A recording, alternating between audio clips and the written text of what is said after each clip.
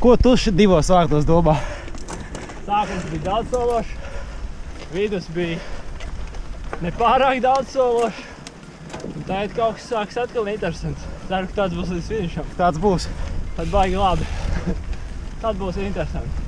Bet, nu jā, es personīgi gaidīju, ka beigas būs kaut kas līdzīgs sākumam.